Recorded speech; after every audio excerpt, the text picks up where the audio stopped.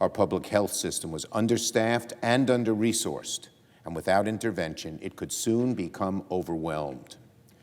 Even as the market shifts from day to day, the coronavirus is slowing our economy to a near standstill, and we're almost certainly anticipating a recession. I have never sensed a greater sense of uncertainty, a greater fear of the future, of the unknown. We don't know how long this crisis will last. You don't even know if you've contracted the virus right away, or maybe your spouse, maybe your child, maybe your parent.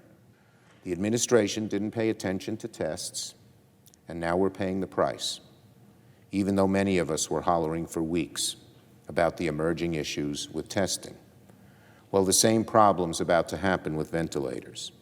We know that in 2 weeks, the number of ventilators might become a massive problem.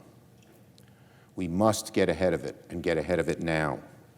I'm calling on President Trump to use his existing authority to help address the widespread shortages of medical equipment, particularly ventilators, as a result of the COVID-19 outbreak.